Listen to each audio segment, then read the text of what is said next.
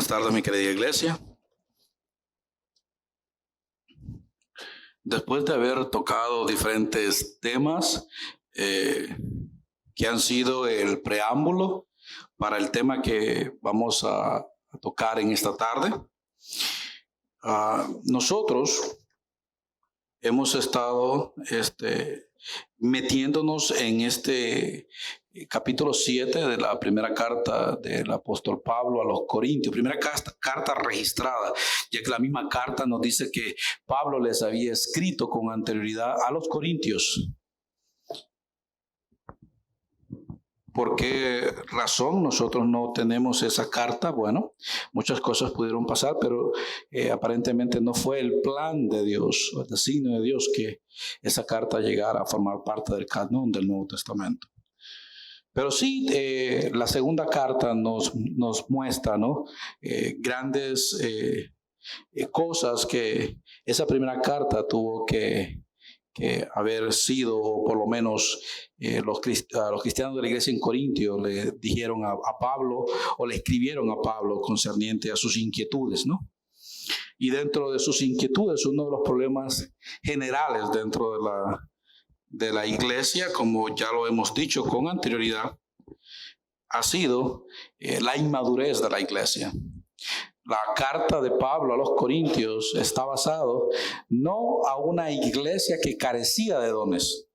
Por el contrario, Pablo elogia a la iglesia en Corinto, que era una iglesia que tenía todos los dones. Si cuando nosotros empezamos a buscar los dones del Espíritu Santo dentro de la Escritura, encontramos 20. Los 20 se encontraban dentro de esa iglesia.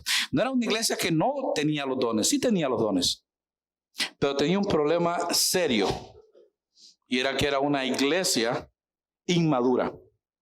Una iglesia que no había crecido en la fe. Una iglesia que no había crecido en los dones. Tenía los dones, pero no los había desarrollado. Es como un niño que nace, tiene todo lo necesario para desarrollarse, pero entonces no se desarrolla. Pasan los años y se queda niño. Y entonces uno lo ve y dice, ay, ¿cuántos meses tiene? No, si tiene 20 años. Dice, ¿cómo? No, si parece de 3 meses. No, pues tiene 20 años. Nunca se desarrolló.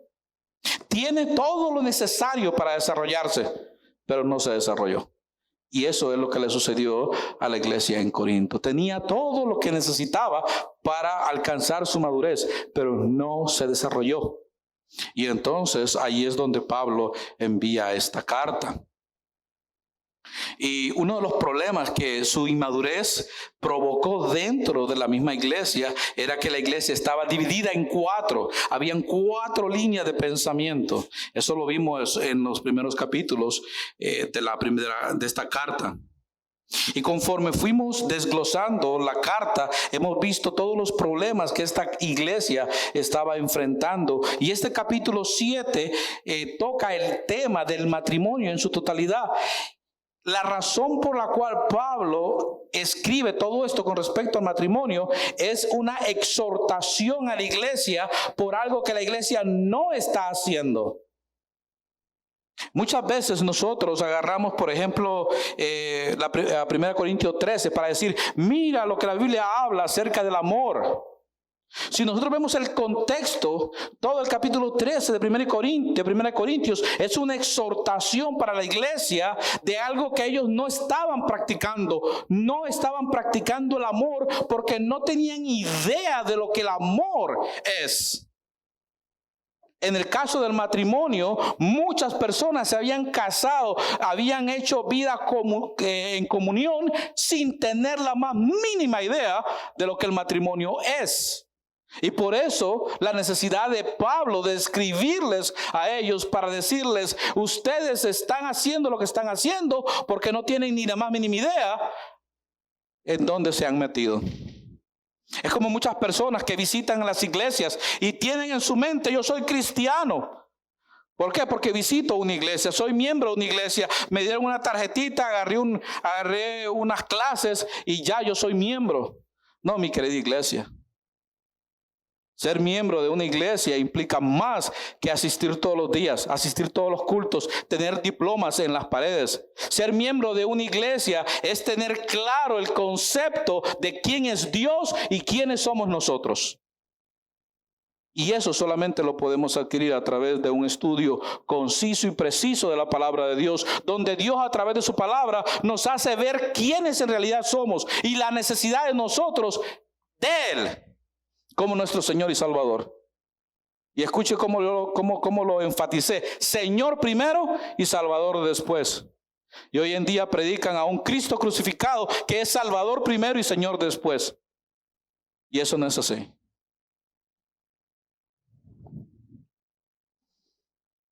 Romanos capítulo 10 dice: cree en el Señor Jesucristo. Pablo le dijo al carcelero: cree en el Señor Jesucristo. El Evangelio de Juan capítulo 1 habla de que los que le creyeron y le recibieron.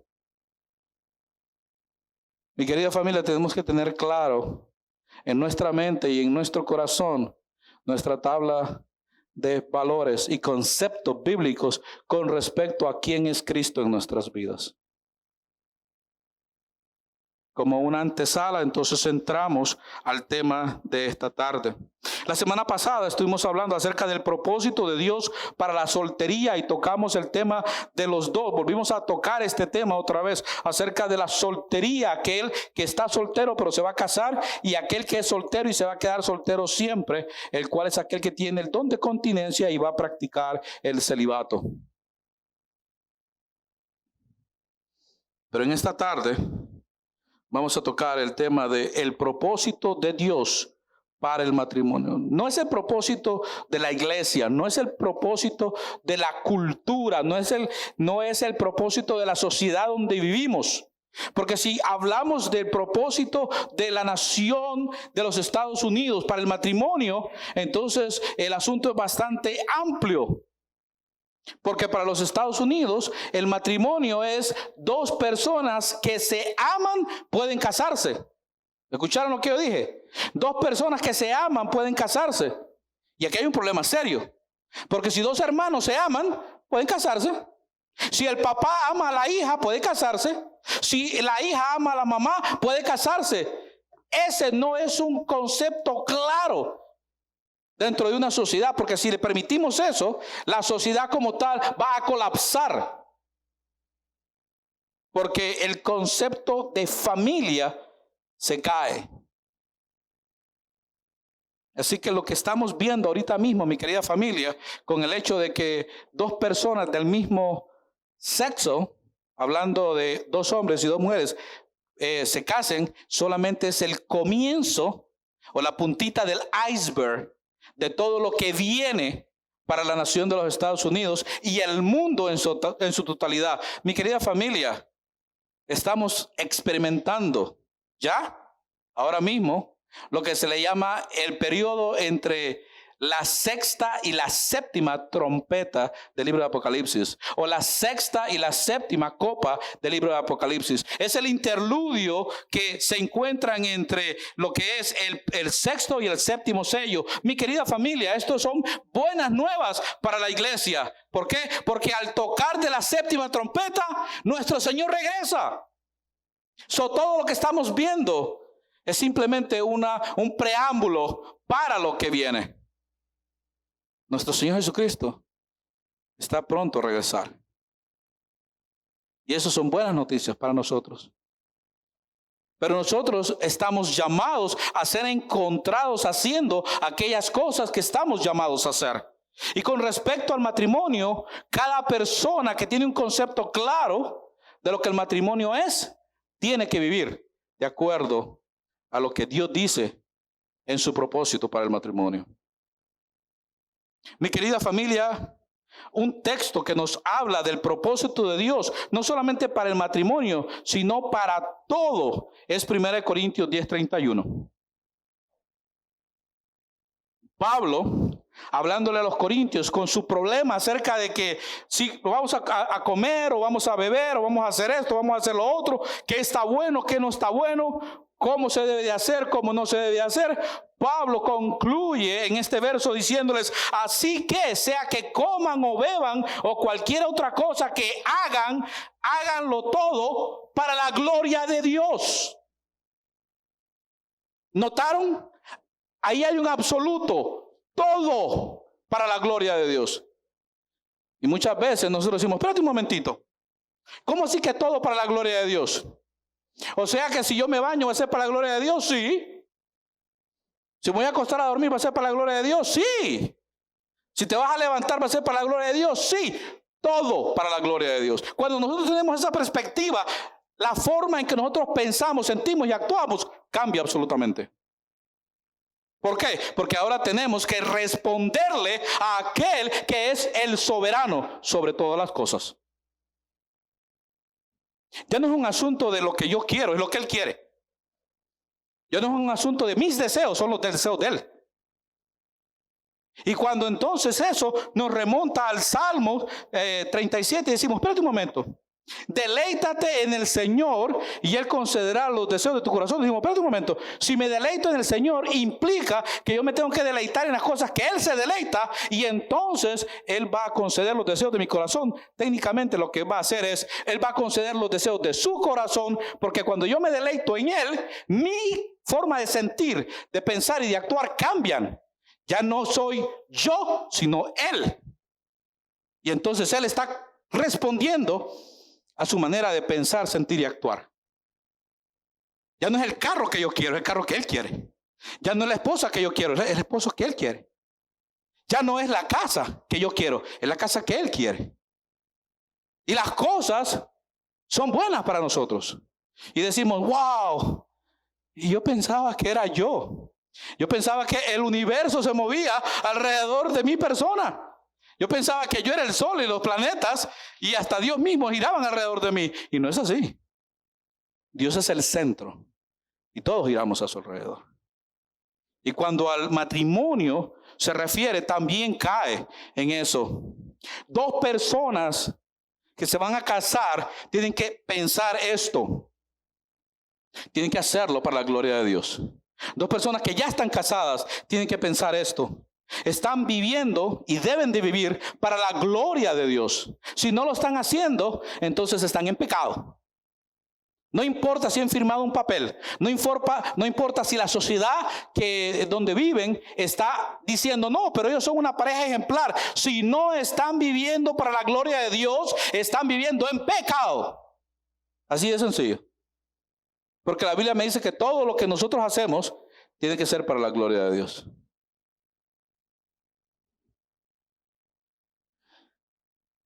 Eso, mi querida familia, es la verdad del asunto. Esa es la verdad del por qué y el para qué existimos. Y es una verdad que no puede ser quitada del corazón del pueblo de Dios, ni tampoco de toda la creación. Toda la creación tiene que ser clara, tiene que estar en una perspectiva congruente de que Dios es el soberano. El hecho que no lo acepten no quita el hecho de su soberanía. Es más, desde la perspectiva de Dios, cuando Dios creó la creación, dijo lo siguiente: Génesis capítulo 1, verso 31. Entonces Dios miró todo lo que había hecho y vio que era muy bueno. La versión Reina Valera dice: y era bueno en gran manera. O sea, muy bueno, la misma. Y pasó la tarde y llegó la mañana, y así se cumplió el sexto día. Todo lo que Dios creó, todo lo que Dios hace, incluyendo sus propósitos, son perfectos, son buenos y muy buenos. Y si nosotros nos metemos, si nos vamos a meter al matrimonio antes del pecado original, también fue hecho muy, pero muy bueno. Mi querida familia, esta declaración de muy buenos incluye no solamente la creación, pero también el matrimonio. Adán y Eva fueron creados en el sexto día de la creación y fueron creados desde la perspectiva de Dios muy buenos. Los ángeles que fueron creados muy buenos. Satanás fue creado muy bueno. Dios no creó a Satanás, Dios creó a Lucero de la mañana. Que tanto él como Eva y Adán hayan caído en pecado, no quita el hecho de que Dios cuando los creó muy buenos. Así que para con el matrimonio, Dios instituyó el matrimonio muy bueno. Que vivimos en una era y en una generación donde hemos tergiversado el propósito de Dios para el matrimonio, no quita el hecho de que Dios lo creó muy bueno.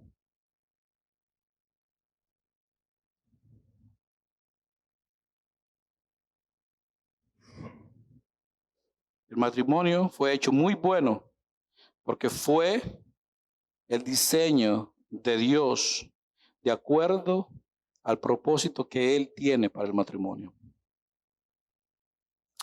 Familia parece demasiado obvio, pero tal vez se debe señalar que la creación de dos clases de personas, hombres y mujeres, no fue una oscura conspiración para bloquear los deseos ambiciosos de un movimiento muy común llamado el feminismo.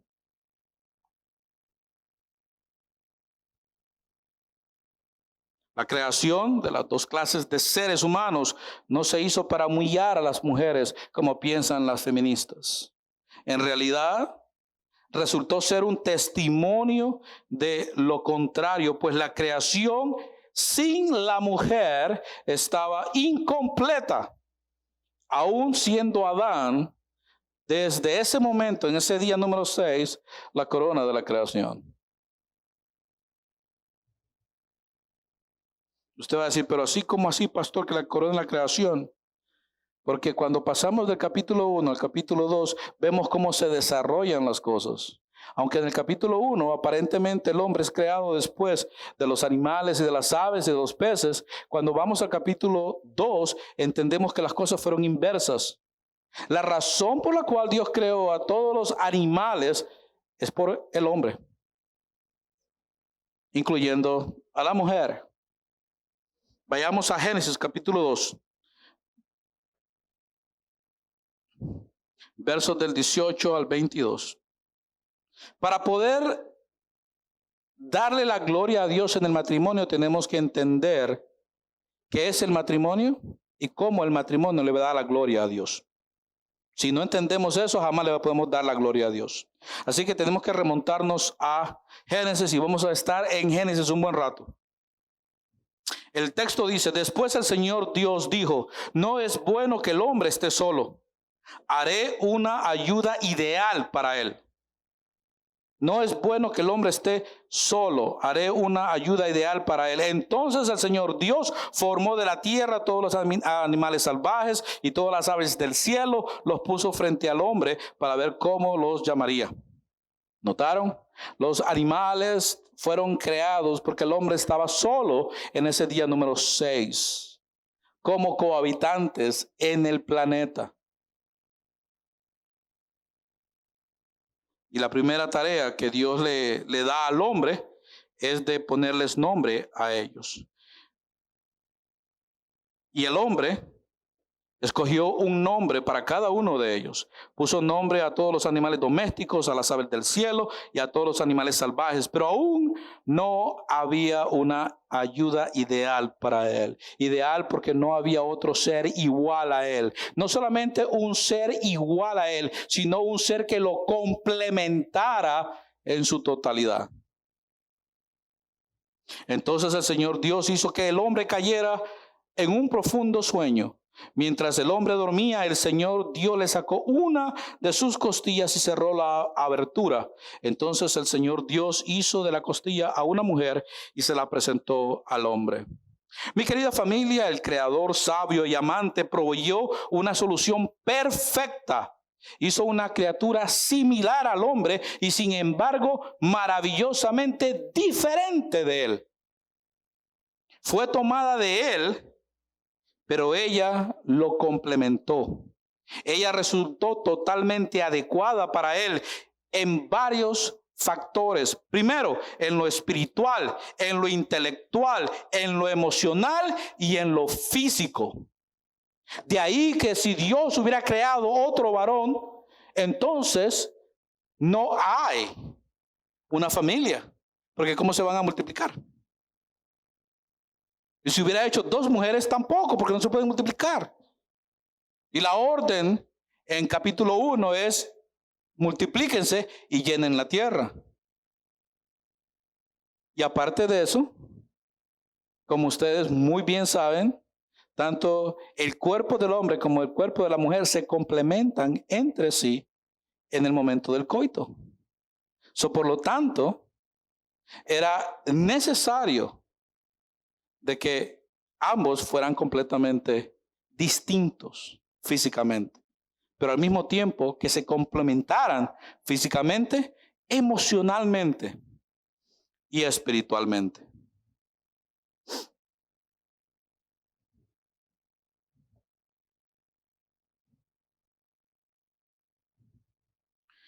Este término ayuda ideal se refiere a una relación benéfica en que una persona ayuda a sostener a otra como amiga, como aliada, como compañero y sobre todo como aquel que está dispuesto a hacer lo que sea, incluyendo dar su propia vida por el otro.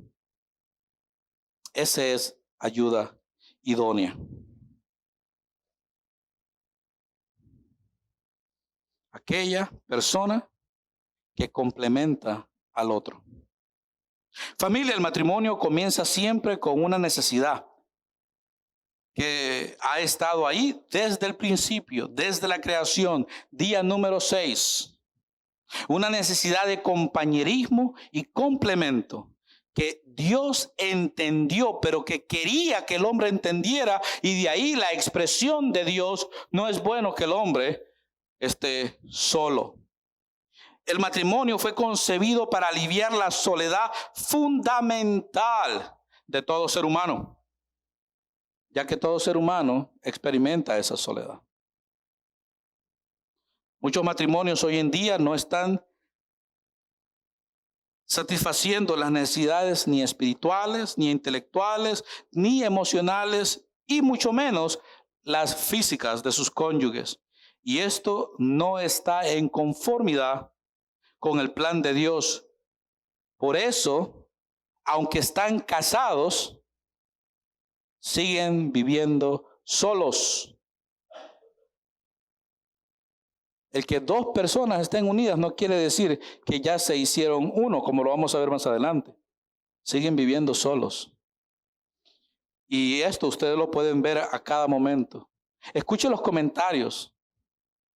Mi carro, mi casa, mi cuenta de banco, mi.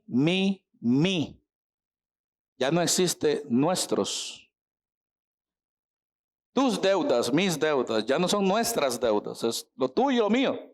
Y hay otros que dicen: no, eso no es así. Lo mío es mío y también lo de él es mío. Eso no es un matrimonio desde la perspectiva de Dios. Eso no es un matrimonio con los propósitos de Dios. Eso es un matrimonio desde la perspectiva del ser humano con propósitos netamente humanos.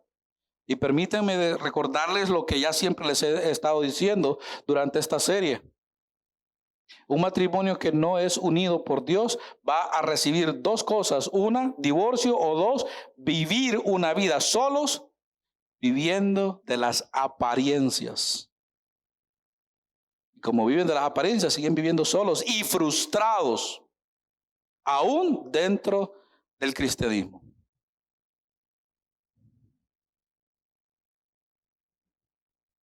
Familia, al Dios resolver el primer problema de la raza humana, ahora trae felicidad a través del matrimonio.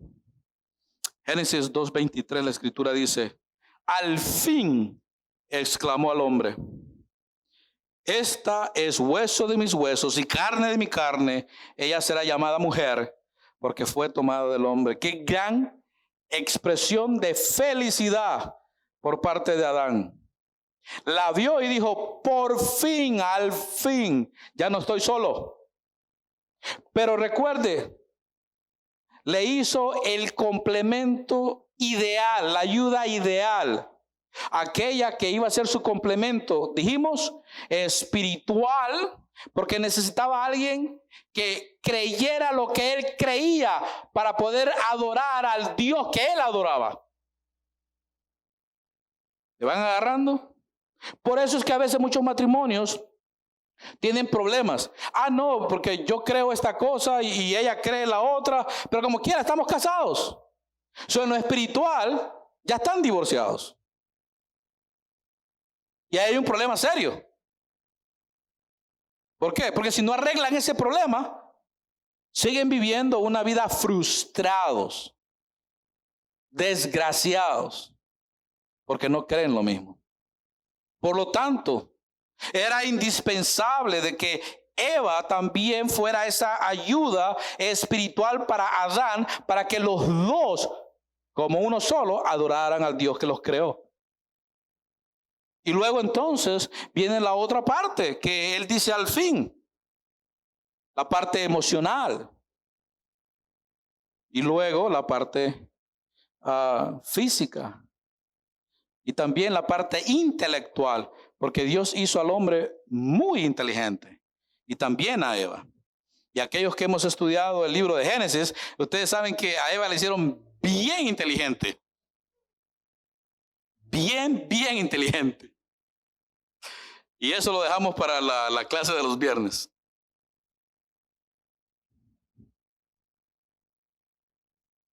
Esta expresión por parte de Adán es, mi querida familia, el primer canto de amor que se escuchó en aquel mundo creado por Dios.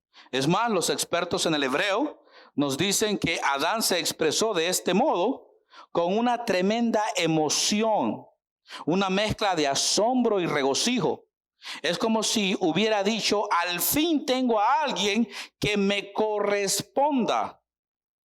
Su expresión, esta es hueso de mis huesos y carne de mi carne, llegó a ser un dicho o uno de los dichos más favoritos en el Antiguo Testamento para describir una relación personal e íntima. El doctor Charles Riley hace la interesante sugerencia de que la palabra hebrea mujer, que en hebreo es isha, pudo haber tenido una raíz que significa ser suave. No fue que Adán dijo, esta es mujer desde una perspectiva despectiva. No, es mujer porque es suave. Así estaba haciendo referencia a la feminidad de la mujer. Es completamente diferente a mí. Yo soy tosco. Ella no, ella es delicada. Yo soy bastante grotesco. Ella es bella, ella es linda. Cuando él se refiere a la expresión mujer, se refiere a todo lo que la mujer encierra en su belleza. Oiga, ahora entendemos por qué Eva dijo, no, me convenció con las palabras. El hombre expresa, Adán expresó esas palabras que mostraron su sentir por ella.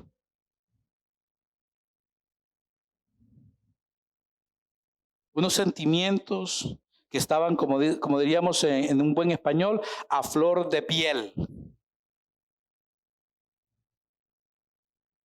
Adán, el hombre, expresó sus sentimientos con palabras como las siguientes: al fin he hallado a una que me puede complementar, que me quita la soledad, alguien con que yo pueda adorar al Creador, quien me va a apreciar tanto como a mi propia carne, alguien con quien satisfacer mis necesidades físicas, ya que ella es bellísima, perfectamente adecuada para mí, ella será lo único que yo necesitaré. Esa expresión, ella es carne de mi carne, implica todas estas cosas.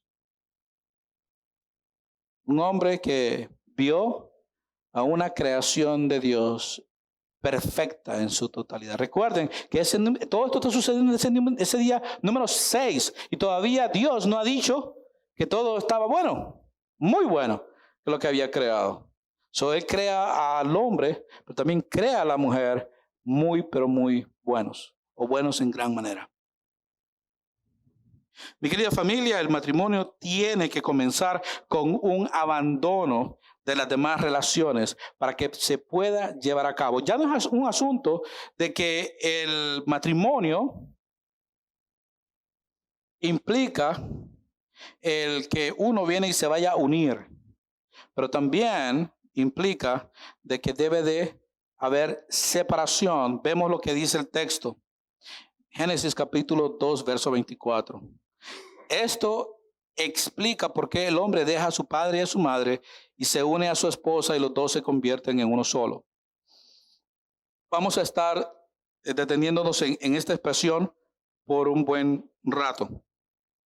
Familia, a diferencia de otras traducciones, podemos ver que es el hombre, o sea, Adán, el que llega a esta conclusión. Otras traducciones hacen pensar que es Dios el que dijo estas cosas, pero no fue Dios, es Adán. Adán es el que está hablando. Adán es el que está enamorando a aquella mujer, a aquella persona que Dios le puso enfrente. Es Adán el que está alegre, contento, agradecido con el Creador. Estamos viendo a un Adán antes del pecado, porque el Adán después del pecado es Adán que le dijo a Dios: la mujer que tú me diste. O sea, aquí el único que tuvo la culpa es tú.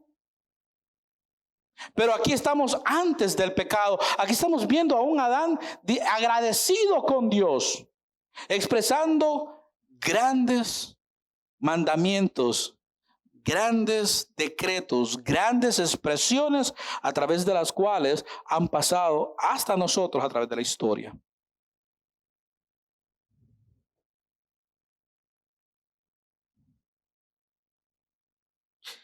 Él llega a esta conclusión, y esto es algo que todo hombre y mujer deben y debemos continuar pensando, ya que el matrimonio fue hecho para eso. Cuando se estableció, matrimonio no fue hecho para que después de casarnos vayamos a vivir en la casa de mis papás, o vayamos a vivir en la casa de mis abuelos, o vayamos a vivir aquí o vayamos a vivir allá. Eso no es el propósito del matrimonio, porque desde el momento en que usted regresa a la casa de sus padres, usted no está bajo gobierno individual o autónomo, usted está bajo el gobierno de aquella persona que es el dueño de la casa.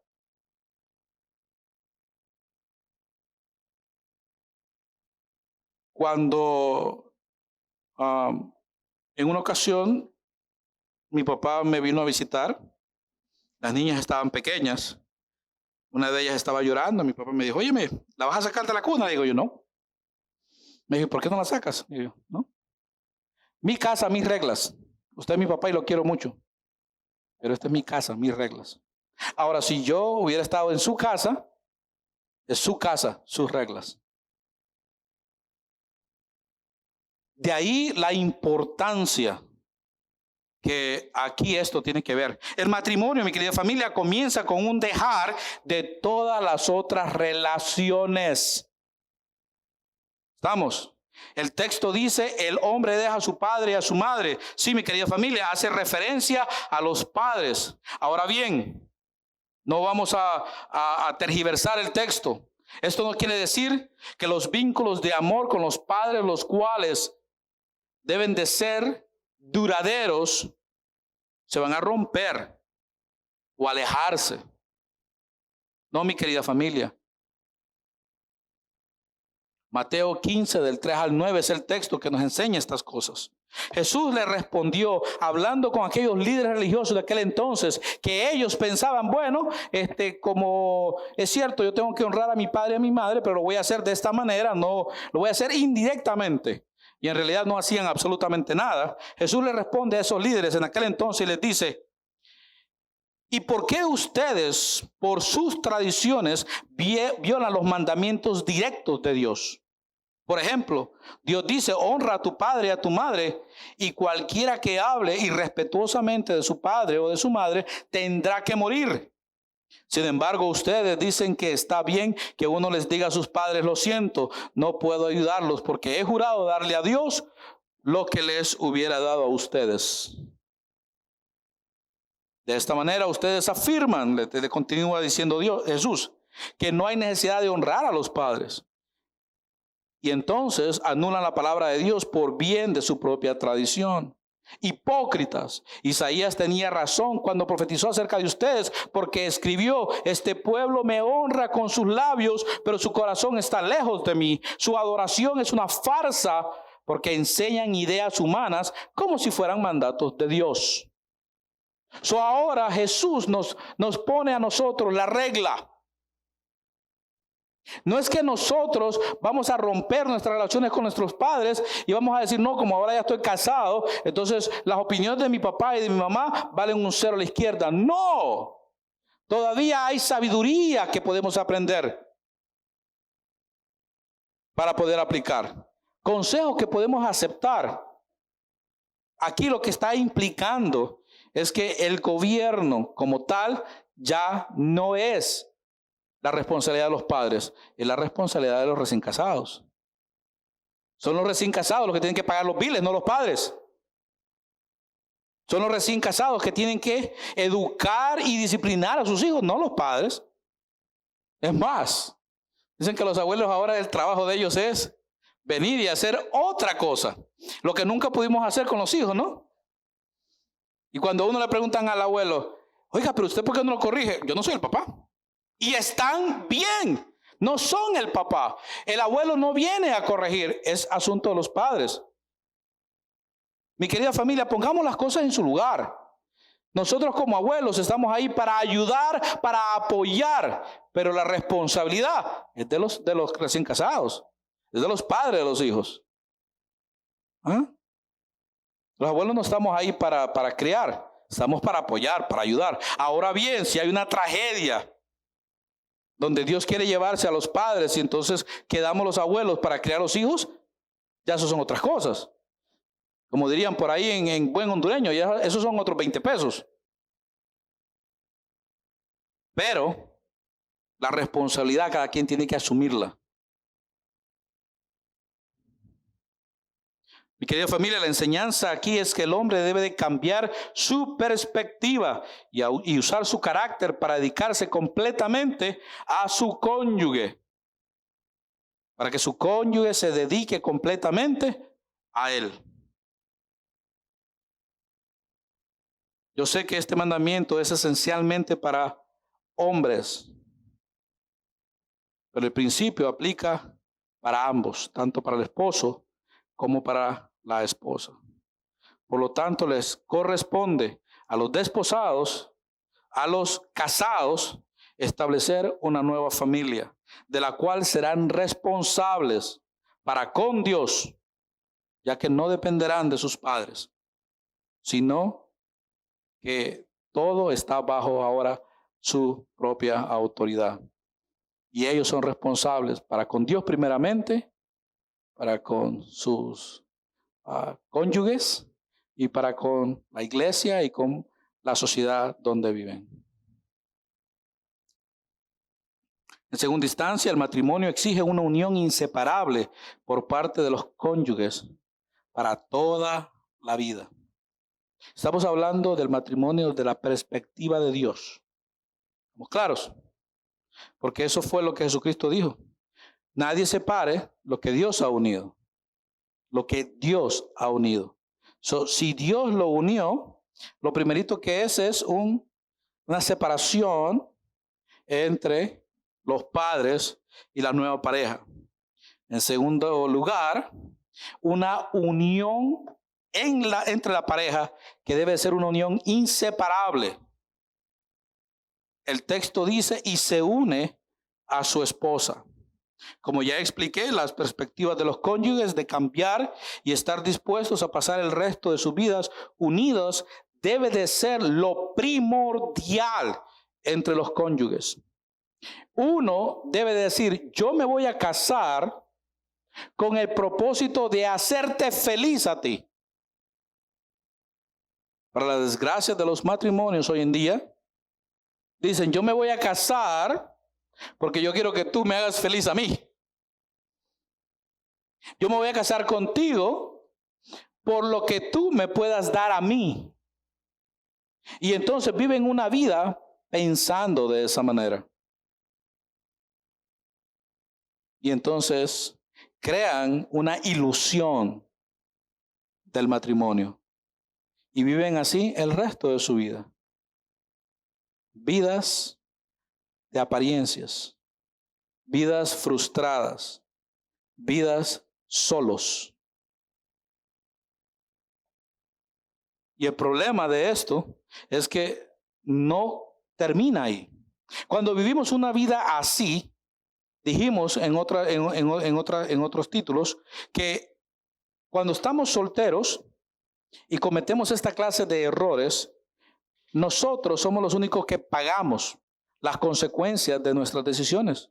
Pero ahora en el matrimonio, las consecuencias de nuestras decisiones no solamente nos afectan a nosotros, también les afectan a nuestros hijos. Y de ahí que entonces nuestros hijos tienen un concepto errado de lo que el matrimonio es. ¿Por qué? Porque nosotros les podemos decir lo que la Biblia dice, pero nuestras vidas les están enseñando a ellos completamente otra cosa. Y entonces terminan cuestionándonos.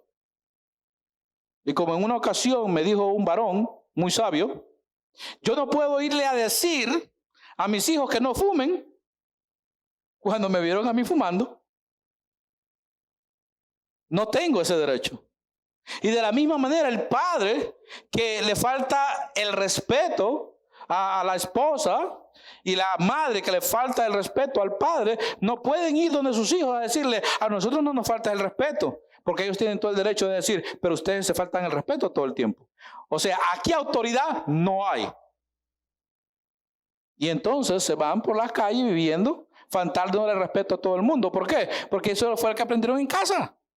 Y mi querida familia, nosotros tenemos un concepto errado acerca de la crianza de los hijos. Nosotros no enviamos a nuestros hijos a las escuelas para que les enseñen moral. La moralidad comienza en casa. Nosotros no enviamos a nuestros hijos a las escuelas para que les enseñen religión. La religión la aprenden en casa. Nosotros enviamos a nuestros hijos a las escuelas a aprender aquellas cosas que nosotros a veces por nuestra limitación no les podemos enseñar. Pero si nosotros tuviéramos la capacidad para hacerlo, aquí en los Estados Unidos se practica el homeschool. El problema es que muchos o la escuela en casa. Lo que pasa es que muchos lo hacen para recibir un cheque y no les enseñan nada a sus hijos tampoco. Y después mandan a sus hijos a la universidad y van a darse contra una pared, porque en la casa tampoco le enseñaron nada. Mi querida familia, la primera escuela del niño es la casa. Y los primeros maestros son los padres. Lo mismo sucede en la iglesia.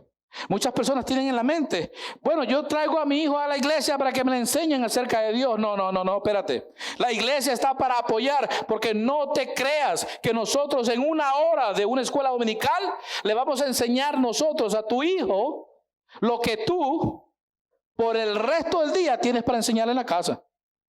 Pongamos las cosas en su lugar.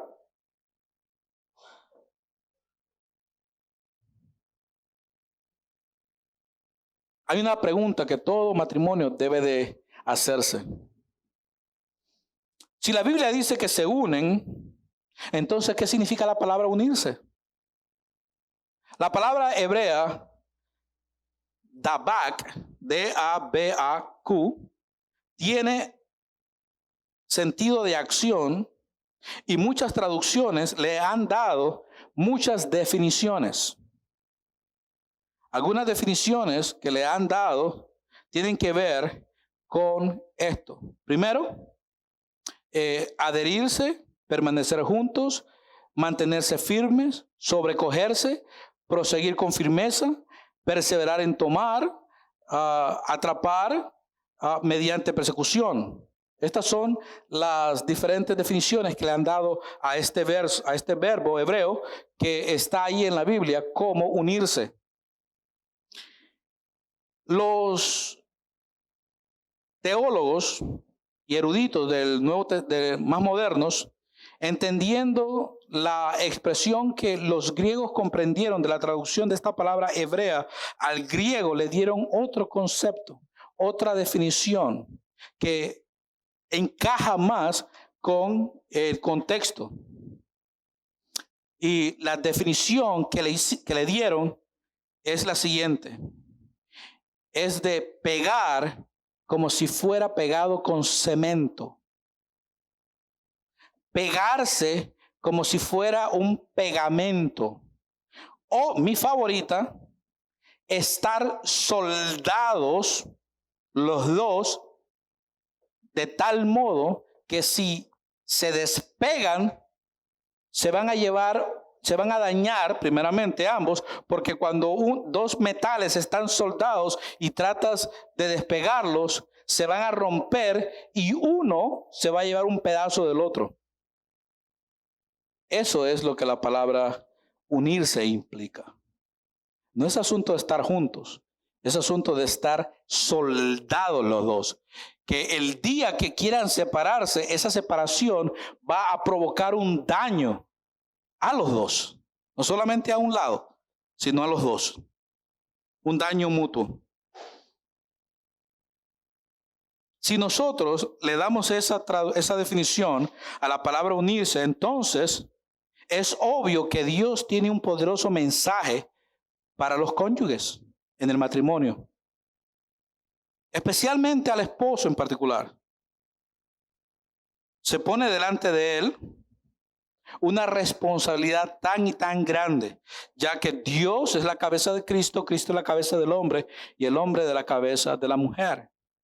Familia, el esposo es el primordialmente responsable de hacer todo lo posible y de ser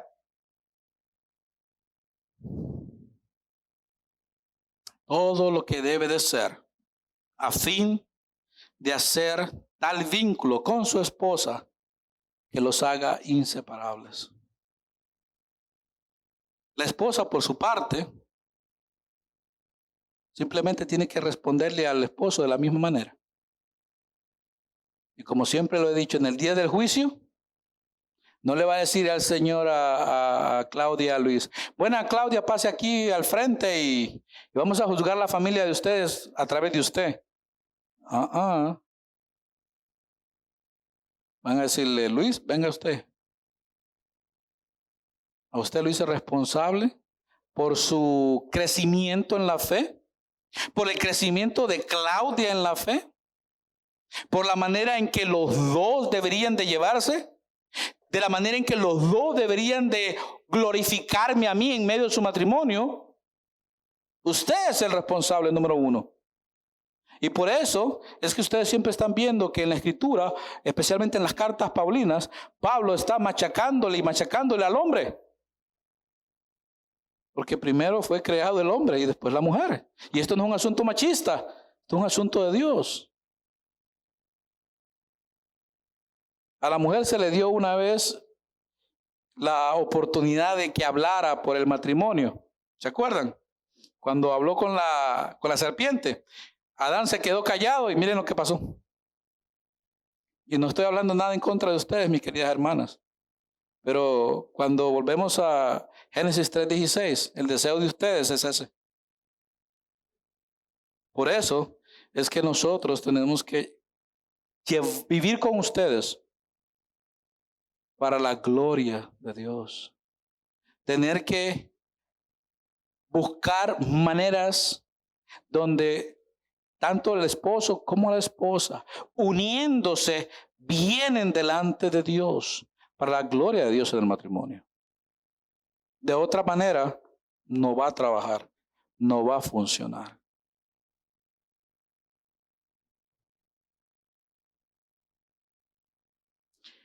Mi querida familia, los lazos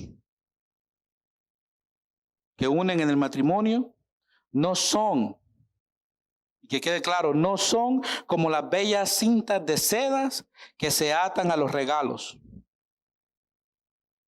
Más bien, son como esas cadenas que se forjan de acero con el fuego de la vida diaria, en las presiones de las crisis, a fin de formar del matrimonio una unión que no se pueda separar. Una unión indisoluble. Familia, esto de la unión tiene que ver con el propósito de Dios para el matrimonio. Cuando Dios instituyó ese matrimonio, lo instituyó para que fuera permanente, fuera duradero. En última instancia, el matrimonio conlleva a la unidad en el sentido más amplio posible, o sea, a la unión física, íntima y sin vergüenza. El texto dice, los dos se convierten en uno solo. La escritura agrega al final del texto el verso siguiente, que es Génesis 2:25. Ahora bien, el hombre y su esposo estaban desnudos, pero no sentían vergüenza. Podían tener intimidad sin tener vergüenza.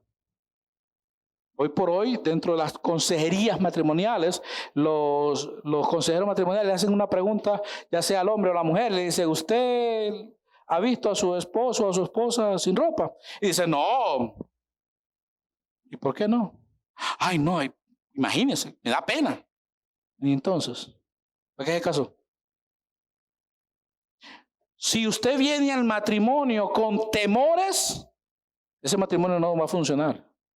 Usted tiene que venir al matrimonio con un corazón abnegado, con un corazón dispuesto, con un corazón preparado para el matrimonio, ya que usted no va a vivir para usted, usted va a vivir para complacer al otro. Pero si usted viene otra vez al matrimonio para que lo complazcan a usted, pues oiga, póngase una pijama de la cabeza hasta los calcetines.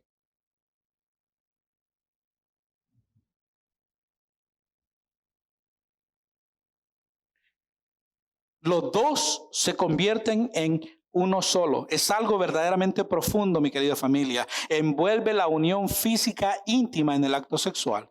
Y esto sin ninguna vergüenza entre los cónyuges. Dios nunca incluyó la vergüenza en la relación sexual matrimonial. De modo que en el modelo divino del matrimonio, la relación sexual entre el esposo y su esposa incluye lo físico en la intimidad, en un acto tierno y personal. Así el dejarlo anterior y el unirse el uno al otro da como resultado una nueva identidad, en la cual los dos se funden en una mente, un corazón, un cuerpo y un espíritu. Y ya no quedan dos personas, sino dos fracciones de una. Ya no son dos, son uno. Mi querida familia, el relato de la creación que nos ofrece el libro de Génesis y la interpretación que Jesús mismo nos da en Mateo 19 dejan bien claro que la sexualidad nació en la mente de Dios. La sexualidad fue idea de Dios. El coito como acto y experiencia es parte del plan de Dios, tanto para el hombre como para la mujer. No solamente para el hombre, también para la mujer. Así que si caballeros, ustedes se creyeron el asunto de que somos diferentes uno del otro, usted está viviendo una vida engañado. Ambos, tanto el hombre como la mujer, tienen necesidades y solamente en el matrimonio esas necesidades pueden llegar a ser satisfechas.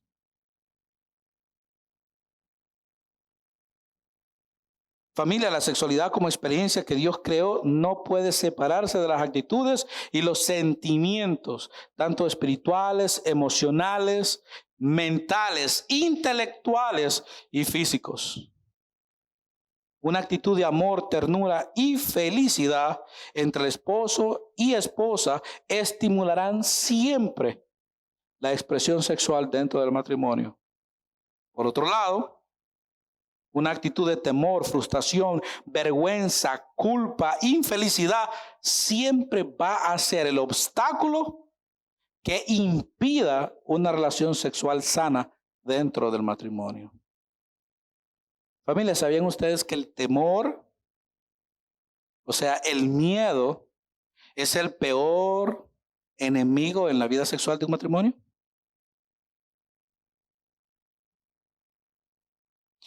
El escritor J.A. Fritze dijo lo siguiente en uno de sus libros: la sexualidad es una actitud mental. Son pocas o ninguna las causas orgánicas que impulsan a la cohabitación sexual entre el varón y la hembra. El cuerpo compensa orgánicamente la satisfacción de sus propias necesidades. Con esto termino, mi querida familia.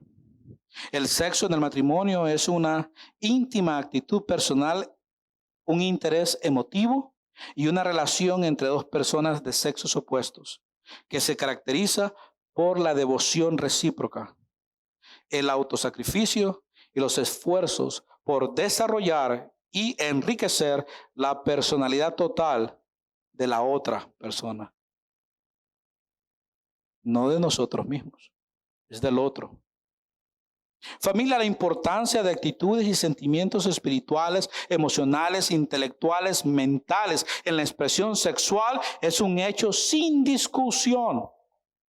Este aspecto de la sexualidad representa, y este es un estudio que lo hicieron en diferentes universidades, representa el 51% de la experiencia matrimonial en su totalidad. Imagínense ustedes. La sexualidad en el matrimonio representa el 51% de su felicidad. Todo lo demás representa el 49%. Increíble. Increíblemente. Ahora ven por qué muchos matrimonios viven frustrados. Y si lo agarraron, lo agarraron, y si no, se lo dejo como tarea.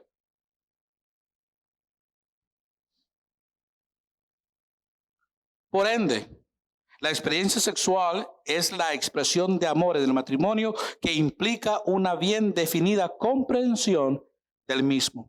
De ahí el consejo de Pablo en los versos anteriores de este mismo capítulo vienen a caer como esa pieza del rompecabezas que encaja perfectamente. 1 Corintios 7, 3 al 4. El esposo, dice, debe satisfacer las necesidades sexuales de su esposa. Y la esposa debe satisfacer las necesidades sexuales de su marido. La esposa le da la autoridad sobre su cuerpo a su marido y el esposo le da la autoridad sobre su cuerpo a su esposa.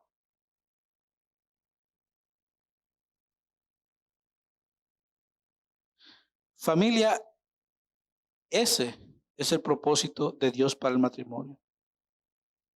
El propósito de Dios para el matrimonio, para que Él reciba la gloria, el matrimonio debe de ser autónomo. El matrimonio no debe de ser, bueno, vamos para la casa de mi padre porque él tiene que pagarme los biles de electricidad. Y el padre bien le puede decir, bueno, pero ¿quién es el que tiene nevera, secadora, lavadora y todo lo demás? Bueno, yo. ¿Y qué tú haces tu dinero? Me voy a comprar otro carro. Paga los biles. El padre que ama a su hijo debe de dejar que su hijo asuma las responsabilidades cuando se casa. Como padres estamos para ayudar, pero no para estarles pagando o arreglándole todas las cosas. Estamos para ayudar. El matrimonio, desde la perspectiva y desde el propósito de Dios, para que Él reciba la gloria, no solamente debe de ser autónomo, también debe de ser indisoluble. Son dos que se unen para vivir toda la vida unidos, teniendo los dos, fíjense bien, el mismo sentir, creyendo lo mismo,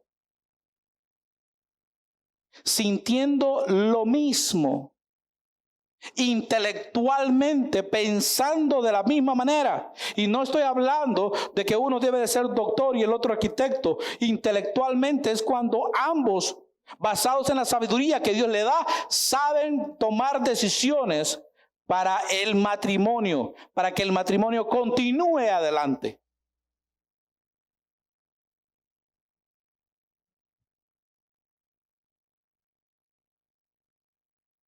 Y por último,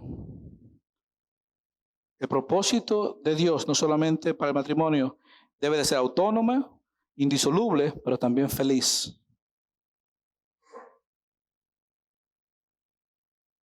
Vimos a Adán feliz. Al fin, la creación de Eva para Adán le produjo felicidad. El matrimonio es para vivir una vida feliz, no para vivir una vida infeliz y desgraciada.